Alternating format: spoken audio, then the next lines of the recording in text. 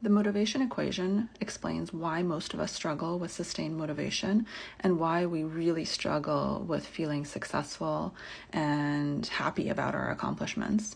I'm a leadership and performance coach. I work with a lot of really successful people who at the same time don't really feel their success.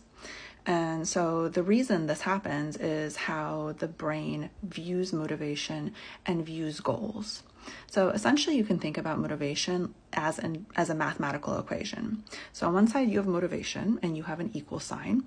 And then on top you have progress, and then you have a slash, which is a fraction, and then you have total goals. And so basically motivation is your perception of progress divided by the total goals. And the way I like to think about this is if I had a glass of water, right? And the glass, the size of the glass is all of the things I want, all of the things I want to accomplish.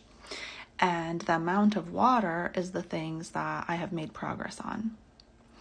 And when that glass of water is only filled a little bit, so when the fraction is 1 out of 10, so there's only 10% water, the mind will look at all of that effort that needs to be done and it will make you feel horrible.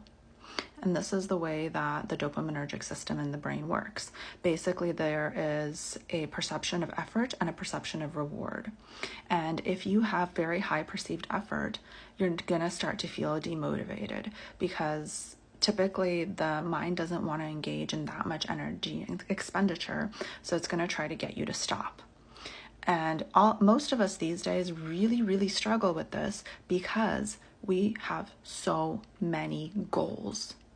Everyone is telling us to make a morning routine, to eat healthier, to start meditating, to fix our sleep, to declutter our house, to get the promotion, to learn a new language.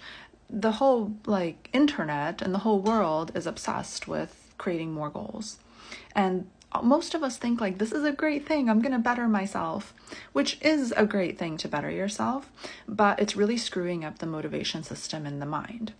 And so in order to actually feel more motivated and successful, you need to change the fraction. So the only way to change the fraction is, there's two ways to change the fraction. You can either have more progress, or more perceived progress at least.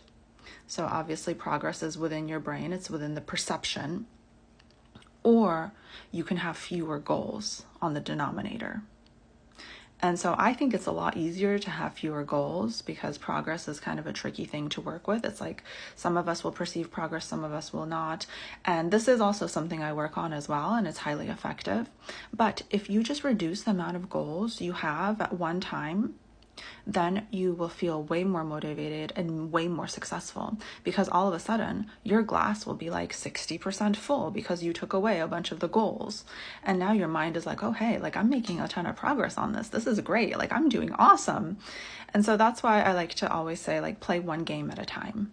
Don't play 10 games at a time because you're going to lose all of them. So focus on one goal, only monitor your progress towards that goal. If you find yourself getting demotivated, break that goal up into smaller chunks. So make the goalposts close, make more goalposts is the idea. And so you can kind of see progress and your mind can see that you're making a lot of progress and that the effort isn't too high, because you don't want the effort to be perceived too high because the mind will all of a sudden say, energy's not worth it. Let's demotivate this person so that they stop working towards this, because why are we doing this in the first place? And so if you really understand this motivation equation and you work on perceiving your progress, and at the same time you work on not wanting too many goals, then you'll feel so great. You'll feel awesome and your motivation will just be completely sustainable. It's really an amazing thing. And so I don't see a lot of people talking about this. I hope this made sense. If you have questions, please message me on Instagram. That's usually where I'm best at replies. And I'll try to make any follow-up videos based on the questions that you have. But if you want sustainable motivation in the next year, work on this, and I hope it helps.